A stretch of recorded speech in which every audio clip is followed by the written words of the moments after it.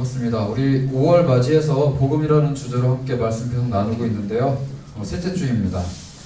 첫째 주에는요, 살아남과 살아감이라는 주제로 말씀을 한번 나눠봤습니다. 기억하시나 모르겠어요. 갈라디아서 말씀이었는데 우리를 살려주신 분이 예수 그리스도시고 우리가 살아가는 것 또한 나를 사랑하사 나를 위해서 자기 자신을 버리신 하나님의 아들을 믿는 믿음 안에서 살아가는 것이다. 그래서 살아나게 하시는 분은 하나님이지만 우리가 살아가기 위해 붙잡아야 할 분 또한 하나님이고, 살아나는 것에 대해서 나는 아무런 능력이 없지만 살아가는 것에는 내 온 몸과 마음을 다해서 노력을 해야 된다, 힘을 내야 된다, 이런 이야기를 나눴어요. 두 번째는 허탄한 사람아, 기억나시나요? 우리 야고보서 말씀을 통해서 지난주에 나눴는데 행함이 없는 믿음은 죽은 믿음이다, 이 얘기를 한번 나눴습니다. 오늘은요, 히브리서 말씀을 통해서 함께 성장하는 것에 대해서 좀 이야기를 나눠볼까 해요. 보통 사람은요 20세에서 25세가 되면 성장이 멈춘다고 합니다. 그러니까 25세가 마지노선인데 25세를 넘어가게 되면은 성장이 끝나요. 그러니까 여기 25세를 넘기신 이청년부 여러분은 이제 키나 심지어 외모가 더 이상 진보하지 않는다는 거예요. 자라지도 않고 나아지지도 않고 개선의 여지가 없습니다. 25을 넘어가는 순간부터 사람은 늙기 시작하는 거고 죽음을 향해 달려가는 거예요. 1청년부는 아직 조금 희망이 있지만 2청년부는 끝난 인생입니다. 아직은 아름다워 보이지만 꽃을 이렇게 잘라서 꽂아놓으면 꽃이 아름답긴 해도 얘가 점점 죽어가잖아요. 그거와 마찬가지예요. 자, 그런데 하이랜더 증후군이라는 병이 있어요. 하이랜더 증후군 들어보신 분 계세요? 이 병은요 늙지 않는 게 증상이에요. 그러니까 사람이 늙지를 않아요. 늙지를 않아요. 리을 기억하는 너무 힘들어요. 늙지를 않아요. 사람이 늙지 않는데 이 사람은요 이 병에 걸리면 거의 10대 후반에서 20대 초반의 외모를 계속 유지합니다. 심지어 한 50대 60대가 돼도 외모가 20대 초중반의 외모를 계속 유지해요. 그게 병이에요. 이런 병 알고 싶지 않으세요? 좀 좋아 보이지 않습니까? 그런데 이 병이 굉장히 스트레스가 많은 병입니다. 왜냐하면요 실제로는 굉장히 불편하고 굉장히 스트레스 많은데 그 이유로 이 병이 단명하는 병이에요. 그러니까 걸리면은 늙지 않은 건 좋은데 30대, 또 40대, 50대, 60대를 넘기기가 힘든 병입니다. 그러니까 너무 일찍 죽어버리는 게 제일 슬프고요. 두 번째 슬픈 거는요, 이 병이 죽기 전에 한 3달 정도는 급격한 노화를 겪어요. 그러니까 평생 20대로 살다가 갑자기 어느 날 아침부터 팍팍 늙어가기 시작해서 오늘은 20대, 내일은 25, 그 다음날 30, 쭉쭉쭉 가서 60대에서 팍 죽는 거예요. 2-3달 사이에. 그러니까 이 사람들은 어떤 스트레스를 겪냐면요, 일단 20살이 넘어가기 시작하면 내가 언제 죽을지 몰라요. 모르는데 내가 죽을 걸 알게 되는 증상은 어느 날 내가 점점 늙기 시작하는 거예요. 그러니까 매일 아침 거울을 보면서 나는 오늘도 예쁜 애가 아니라 나는 언제 늙을까를 계속 고민하게 되는 거예요.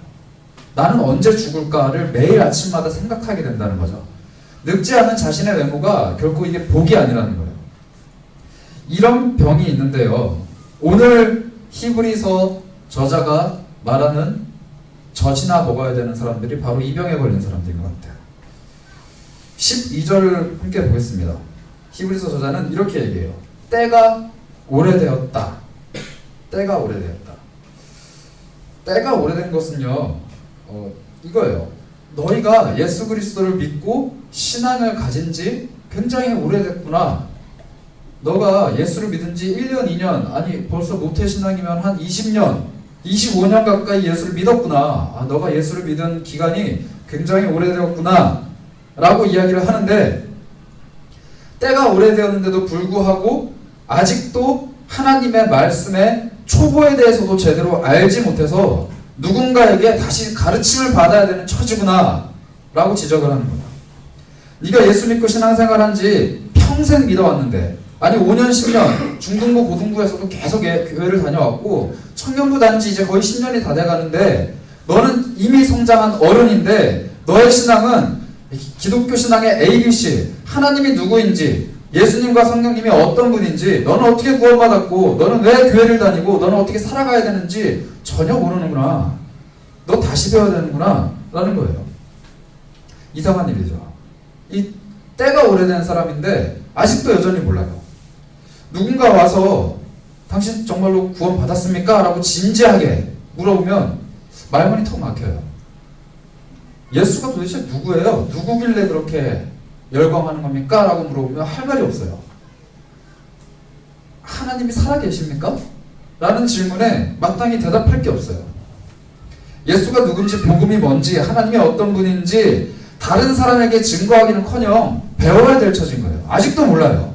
여전히 나는 궁금하고 답답하고 아직도 모르는데 그냥 교회는 왔다 갔다 해요. 이 질문들 뿐만 아닙니다. 성경책을 매주 교회 갖고 오긴 갖고 오는데 앞에서 말씀할 때 나누는 이야기들의 반 이상은 모르는 내용들만 수두룩 빽빽해요. 창세기는 좀 알 것 같은데 그 뒤에 책들은 뭐가 있는지조차 모르고 사람 이름 얘기하면 누군지 모르고 그냥 내가 아는 사람은 예수님 정도? 성경을 읽어본 적도 탐구하고 연구해본 적도 심지어는 외워본 적도 없는 그런 사람들이 너무 많습니다.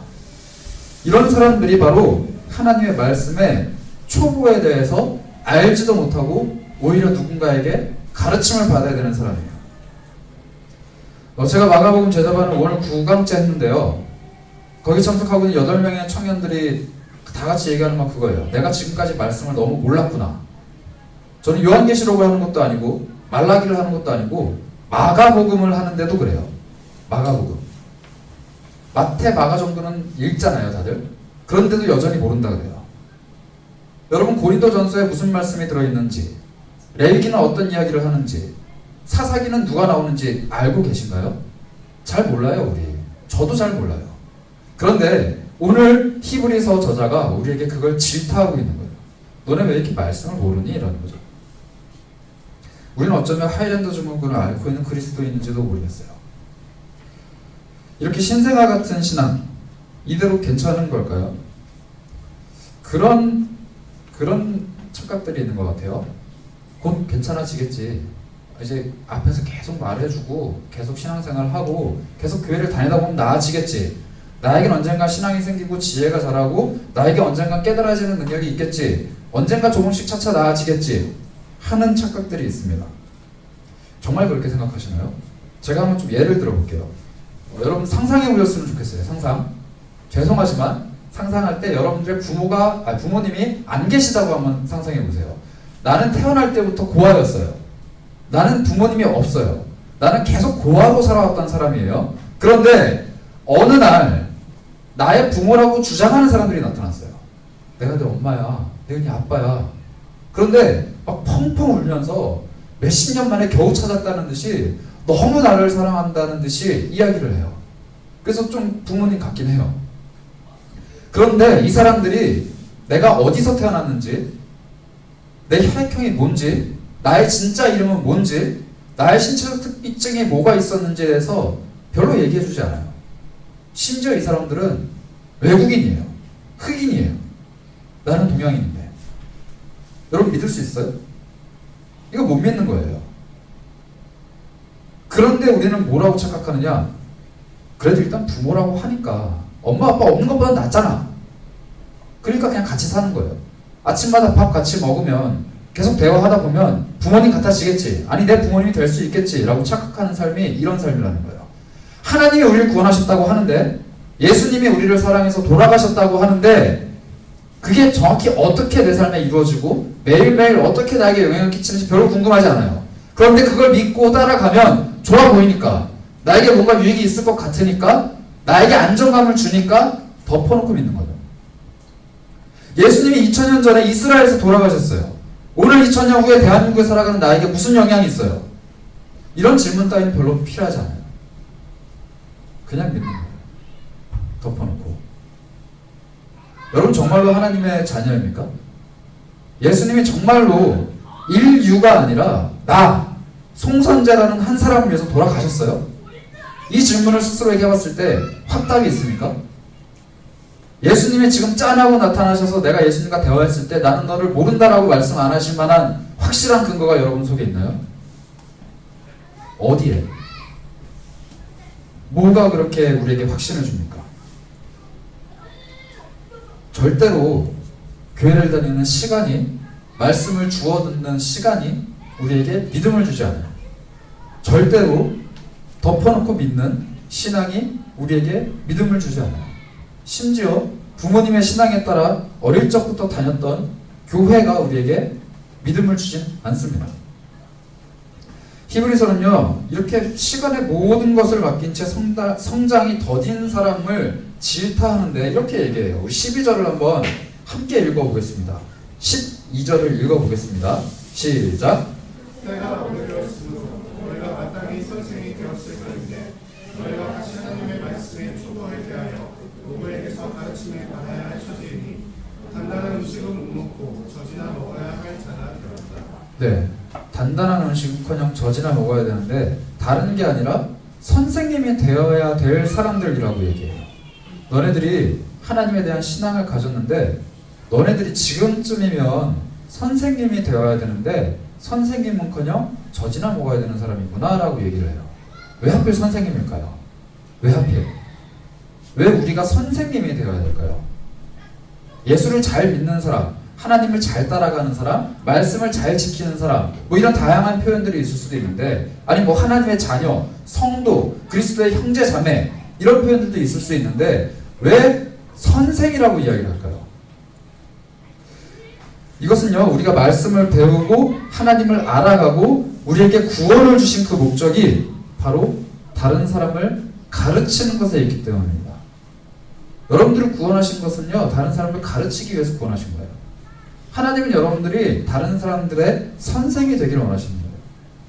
근데 왜 우리가 가르쳐야 돼요? 가르치는 사람 따로 있는데, 목사님도 계시고 저도 있고요, 뭐 장로님, 집사님, 아니 주일학교 선생님들도 있는데 내가 무엇을 가르칩니까? 라고 했을 때 이 질문에 대한 해답은요, 우리 마태복음 말씀을 좀 살펴봤으면 좋겠어요. 마태복음 제일 마지막 장의 제일 마지막 부분을 한번 봅시다. 28장입니다. 마태복음 28장 19절부터 20을 우리 함께 찾아볼까요? 마태복음 28장 19절 20절입니다.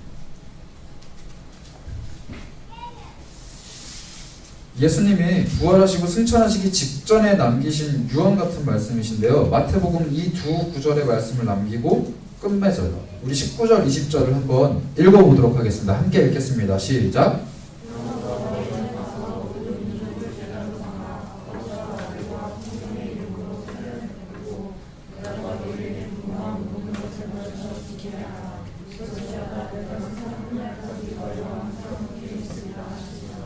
네.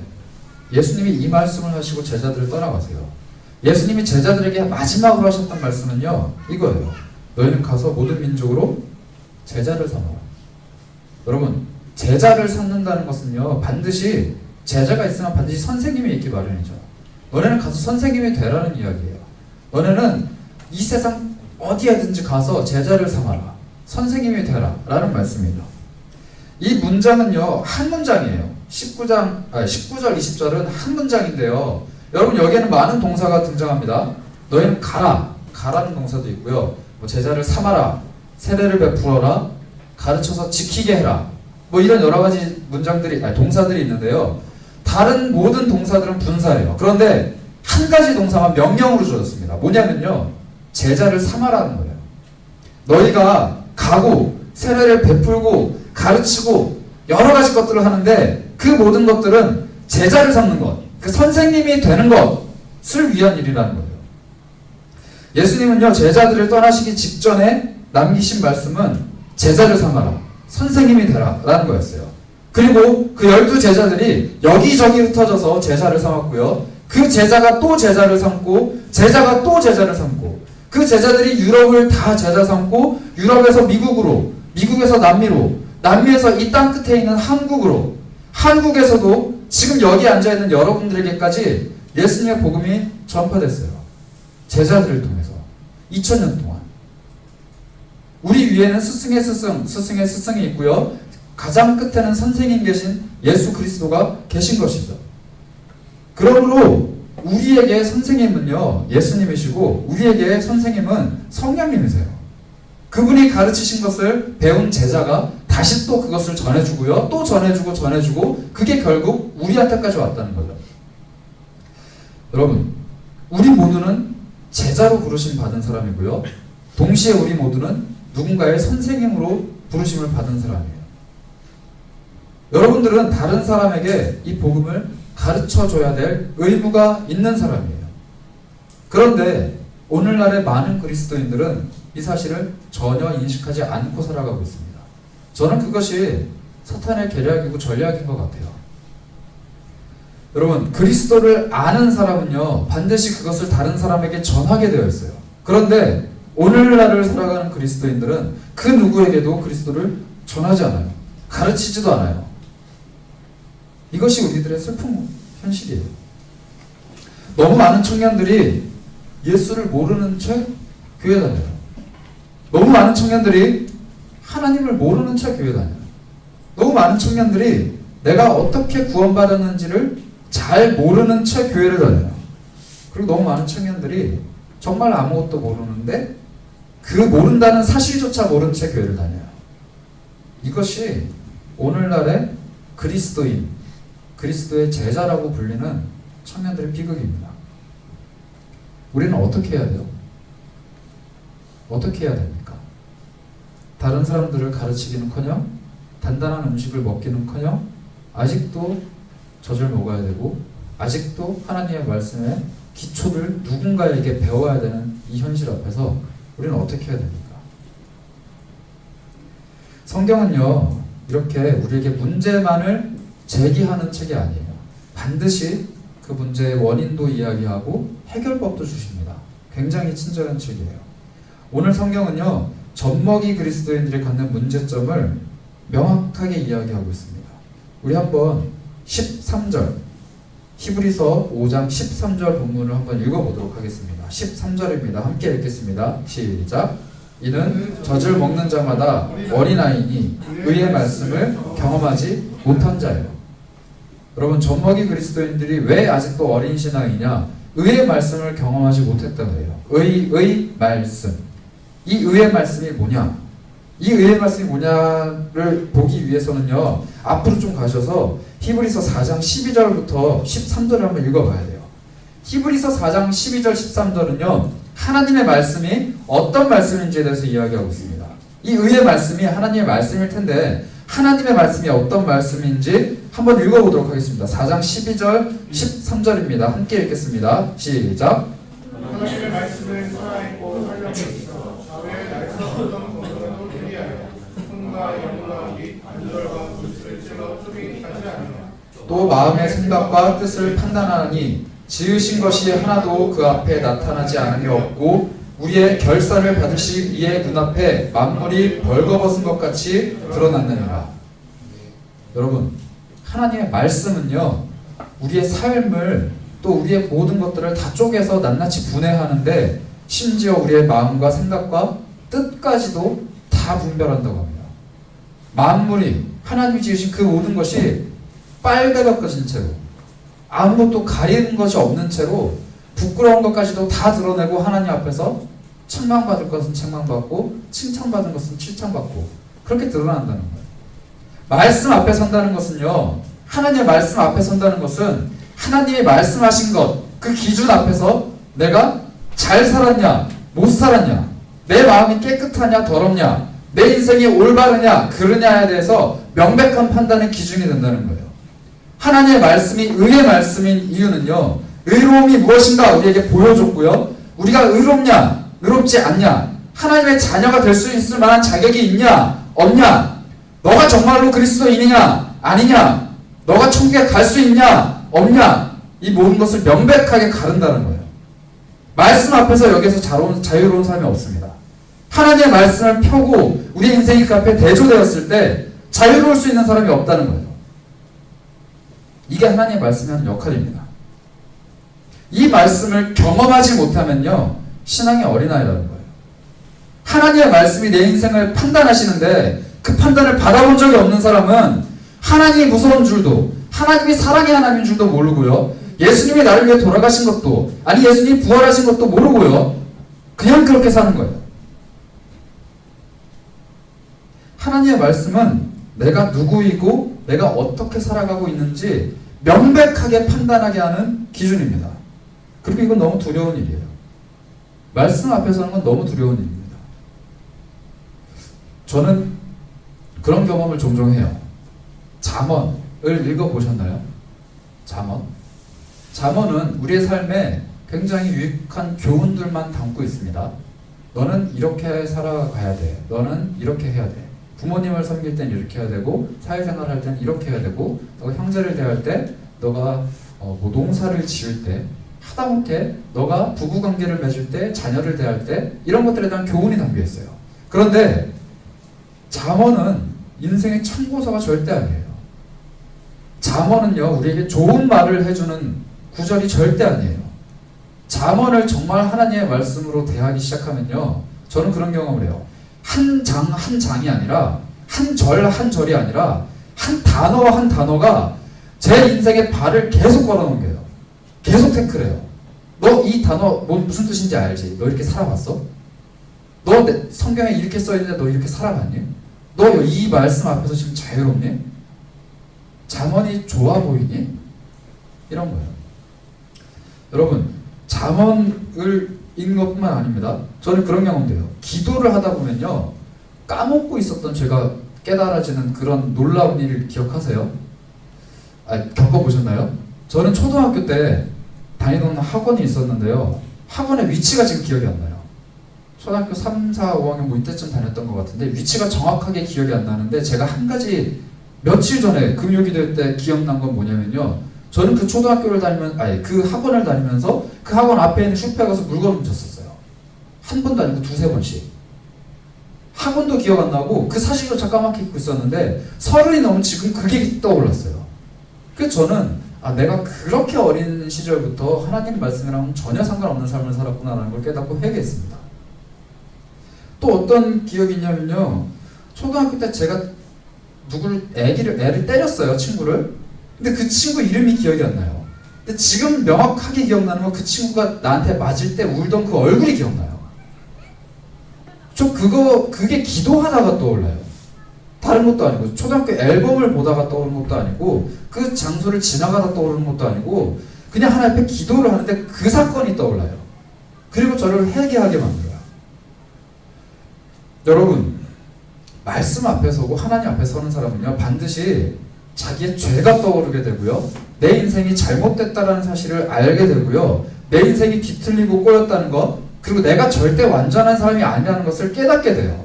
이 경험, 의의 말씀을 경험하는 경험이 있어야 신앙이 성숙한다는 거예요. 그런데 그런 거 전혀 없이 편안한 마음으로 교회에 왔다 갔다 하는 사람, 이 젖먹이에요. 내 인생에 잘못된 것을 전혀 깨닫지 못하고 나에게 복 주시는 하나님, 은혜 베푸시는 하나님, 내 인생 보호하시고 지켜주시는 하나님만 찾는 사람, 이거 젖먹이에요. 내 인생이 잘못된 부분에 대해서는 전혀 흔추리를 들지 않고 잘 될 거야, 잘할 거야, 내가 힘 줄게 라고만 말씀하시는 하나님을 원하는 사람, 이거 그리스도인 아니에요. 오늘 히브리서 말씀은 그렇게 얘기하는 거예요. 그런데 히브리서 말씀은 하나님 말씀이 이렇게 두려운 거다 에서만 끝나지 않습니다. 우리 아까 읽었던 4장 14, 15, 16절 연달아서 이어서 한번 읽어볼까요? 14절부터 16절입니다. 14절부터 한번 같이 읽어보도록 하겠습니다. 함께 읽겠습니다. 그러므로 우리에게 큰 대제사장이 계시니 승천하시니 곧 하나님의 아들 예수시라. 우리가 믿는 도리를 굳게 잡을지어다. 우리에게 있는 대제사장은 우리의 연약함을 동정하지 못하실 이가 아니요 모든 일에 우리와 똑같이 시험을 받으시니로되 죄는 없으시니라. 그러므로 우리는 긍휼하심을 받고 때를 따라 돕는 은혜를 얻기 위하여 은혜의 보좌 앞에 담대히 나갈 것이니라. 우리에게 예수님이 주어지신 이유가 이거예요. 하나님 말씀 앞에 서는 사람은요, 그 누구도 자유로울 수 없습니다. 그 누구도 당당할 수 없어요.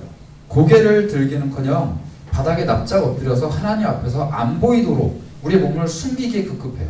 그런데 우리의 그 연약함, 우리의 그 부족함, 우리의 그 한계를 아시는 분이 계세요. 그분이 예수 그리스도십니다. 그분은 이 땅에 오셔서 인간으로 살아가신 하나님이에요. 그분은 우리가 겪는 모든 시험을 동일하게 겪으시는 분이에요. 배고픔, 추위, 가난, 괴로움, 슬픔, 이 모든 감정들과 어려움들을 그대로 겪으신 분이에요. 예수님은 우리가 겪는 모든 시험을 다 겪으셨다고 성경은 이야기합니다.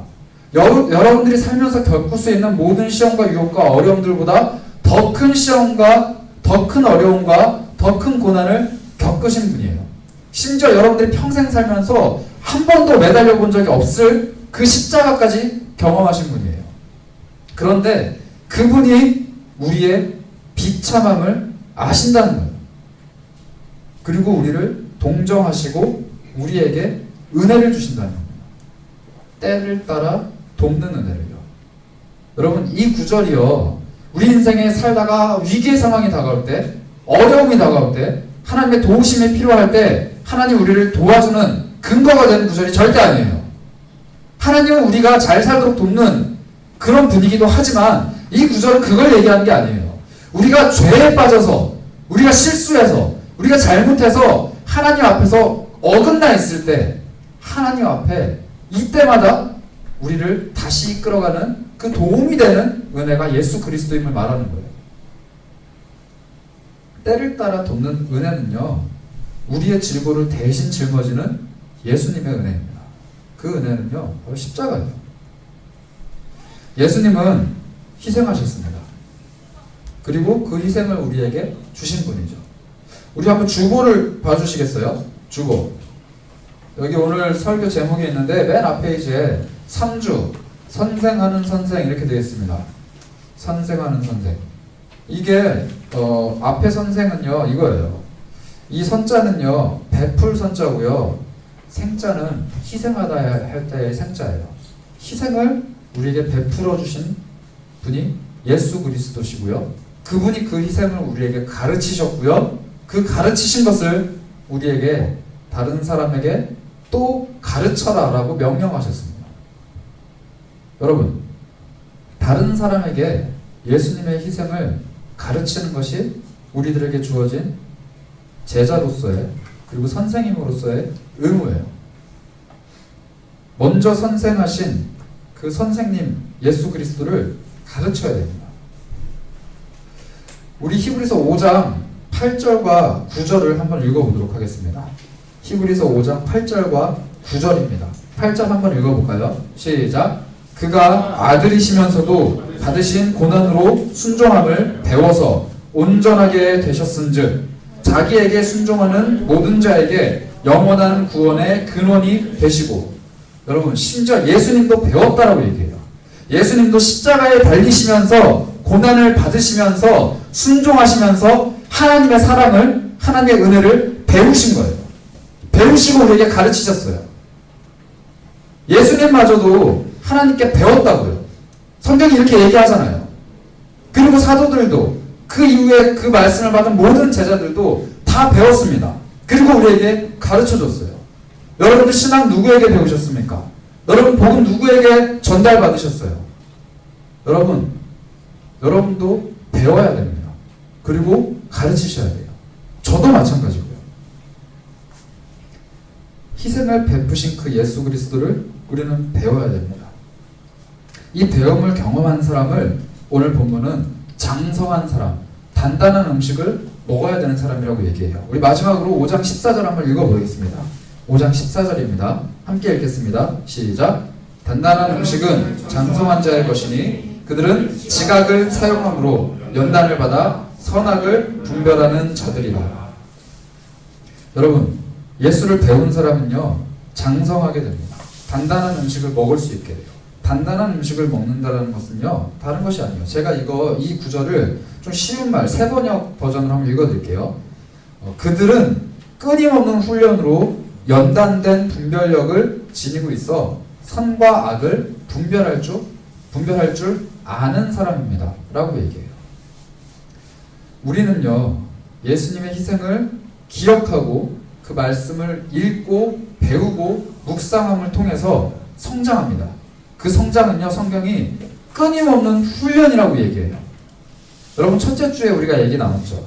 하나님 앞에서 살아가는 것, 매일매일 나를 위해서 자기 자신을 버리신 그리스도를 믿는 믿음 안에서 날마다 나를 십자가에 죽이는 것, 이거 끊임없는 훈련이에요. 둘째 주에도 나눴죠. 야고보 사도가 얘기했던 너희가 행함이 없는 믿음은 죽은 믿음이다. 이 행하는 것도 끊임없는 훈련이에요. 나는 끊임없이 나 자신을 쳐서 복종시키고 하나님 앞에 훈련받고 하나님 앞에 실천으로 옮기고 배워야 돼요. 그런데 이것들을 다 생략하고 우리는 은혜만 누리려고 하는 거 아닌가 싶어요. 이런 사람들은 결코 선과 악을 구별할 수 없습니다.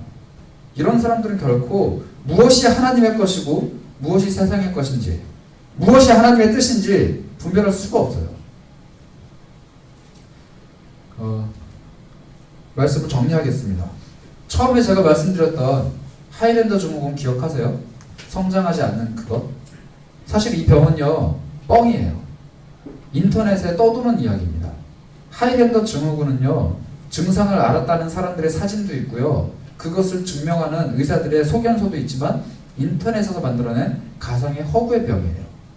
여러분, 하이랜더 증후군은 없습니다. 피터팬은 없어요. 네버랜드도 없는 세상이에요. 사람은 반드시 늙게 되어 있어요. 25세가 지나면. 여러분들은 반드시 성장하는 존재예요. 그리고 여러분들은 반드시 하나님 앞에서 죽음을 경험하고 삶을 결산받을 존재예요. 그 누가 죽음이 없다라고 자부할 수 있겠어요? 그 누가 하나님 앞에 서지 않는다라고 회피할 수 있겠어요? 여러분 다 죽잖아요. 저도 죽어요. 죽고 난 이후에 하나님이 내 눈앞에 안 나타날 거라고 누가 말할 수 있겠어요? 내 삶이 하나님 앞에 결산받지 않는다라고 말할 거면 교회에 왜 다닙니까? 성경이 말하는 바는 명백해요. 우리가 죽고 난 이후에 반드시 우리의 삶이 하나님 앞에서 심판받는다라고 얘기해요. 그때 우리는 발가벗겨진 채로, 우리의 모든 삶이 낱낱이 드러난 채로 이 바닥에 콩을 완전히 쏟아놓고 하나하나 세듯이 우리의 모든 삶을 하나님 앞에 낱낱이 쏟아놓고 하나하나 세실 거예요. 그런데 그때 하나님의 말씀 앞에서 너는 이것을 잘못한 사람이야, 너는 지옥이라고 선언하는 것이 아니라 우리의 긍휼함을, 우리의 연약함을 아시고 우리에게 긍휼함을 허락하시는 예수 그리스도께서 그 모든 질고를 대신 담당하셨다라는 보증을 우리에게 서주십니다. 그리고 우리는 천국에 들어가서 하나님과 동행할 수 있는 거죠. 우리는요, 하나님의 이 말씀을 경험해야 돼요. 하나님의 말씀이 우리의 삶을 낱낱이 파헤치는 이 경험을 반드시 해야 됩니다. 그러기 위해서는 말씀을 좀 읽어야죠. 제발 읽으세요. 성경책 좀 읽으세요. 하나님의 말씀을 읽고 생각하고 묵상하고 하나님의 오늘 나에게, 아니 나라는 사람 자체에게 무엇을 말씀하시는지 제발 아세요. 들으세요. 그리고 그 말씀 앞에서 삶을 한번 살펴보세요. 말씀을 체험하면요, 삶이 힘들어지지가 않아요. 여러분 인생이 왜 힘든지 아세요? 끝없이 공허함 가운데 물을 붓기 때문에 힘든 거예요. 돈을 벌면, 직장을 얻으면, 대학교를 졸업하고 여자친구, 남자친구가 생기고 결혼을 하고 아기를 낳고 모든 나에게 주어지는 그 하나하나의 산맥들을 넘어가면 행복이 쌓여갑니까? 여기 1학년 친구들 지금 대학교 입학한 지 한 6개월 됐죠? 여러분 작년에 저랑 고등부에서 수능 때문에 뭐 기도 제목 부탁한다고 저한테 막 얘기할 때 그 표정을 제가 기억하는데 지금 그런 간절함이 있고 합격했을 때의 즐거움이 여러분들에게 있으세요? 다 날아가요. 저 대학교 들어간 지 이제 12년이 지났는데 합격자 발표했을 때 제가 어떤 행동을 했는지 기억을 해봤거든요. 기억이 안 나요. 소리를 질렀는지 박수를 쳤는지 기억이 안 나요. 그 합격자 발표 확인했던 그 장면이 제 기억 속에 없어요. 그 기분 금방 날아가더라고요. 여러분 인생에 무슨 체험이 있길래 계속 그렇게 들이붓고 계세요? 그게 힘든 거예요. 돈 버는 게 힘든 거예요? 아니요. 돈을 벌어도 해결이 안 되니까 힘든 거예요. 사람을 만나는 게 힘든 거예요? 아니, 사람을 만나도 해결이 안 되니까 힘든 거예요. 그 해결이 안 되는 게 뭔데요? 그게 바로 인간이라는 거예요. 동물들은 밥 먹고 배부르면은 들판에 눕고 자기 집에 들어가서 눕고 자면은 행복감을 느끼는 게 동물이고요. 인간은 절대 거기서 행복을 느끼지 않는다고요. 인간은 동물에게 없는 영이 있습니다. 그 영을 채워야 되는데 그 영을 채우시는 분은 하나님뿐이라는 거예요. 그런데 하나님이 채워지지 않으면 우리는 그냥 힘들어요. 하나님에게서 채우심을 받는 사람은요, 삶이 채워지지 않아도 힘들지 않고 행복합니다. 그 행복을 경험해 보셨어요? 그게 의의 말씀 앞에서 말씀에 채워진 예수 그리스도의 긍휼을 경험한 사람들의 삶이에요. 그것을 경험한 사람들은 장성한 사람이 돼서 그리스도를 전하고 가르칠 수가 있게 됩니다. 여러분, 복음을 전파하는 것 쉽습니다. 그냥 경험하고 아는 것들을 가르치시면 돼요. 아는 게 없어서 그렇죠. 세상에는 분명히 아까 목사님이 찬양 인도하실 때 말씀하셨던 것처럼 불합리함이 있습니다. 부조리함이 있어요. 잘못된 것이 있습니다. 그런데 여러분, 그 세상이 그것들을 고치지 못해요. 바로잡지 못해요. 아니, 잘못된 게 잘못됐다라고 말조차 못해요. 답답하지 않으세요? 그 답답함을 해결하기 위해서 우리를 선생으로 보내십니다. 선악을 분별한다고 했잖아요. 무엇이 선하고 무엇이 악한 것인지, 무엇이 하나님이고 무엇이 세상인지를 세상 앞에서 가르치는 것이 우리들의 사명인데요. 그 가르침은 예수 그리스도의 희생을 배우는 거예요. 그거 말고는 답이 없습니다. 그리스도를 배우고요, 그리스도의 희생을 체험하시고 그것들을 전파하는 여러분들이 되셨으면 좋겠습니다. 우리는요, 다른 어떤 능력이 아니라 그리스도의 희생, 그리고 그 그리스도의 희생을 따라가는 우리 자신의 희생을 통해서 세상 앞에서 선생님이 되는, 선악을 가르치는 하나님의 선생님이자 제자예요. 여러분들은 선생이 될 제자로 부르심 받았습니다. 꼭 정말로 선악이 뭔지 모르는 세상, 무엇이 잘못된 건지 전혀 모르는 여러분들 주변, 여러분들 자신에게 하나님의 말씀을 정확하게 가르쳐 줄 수 있는 그런 사람들이 되시기를 바라요. 우리에게 맡겨진 사업, 숙명, 사명은 그것입니다. 그런 청년부가 되기를 바랍니다. 우리 같이 찬양하도록 하겠습니다. 예수님이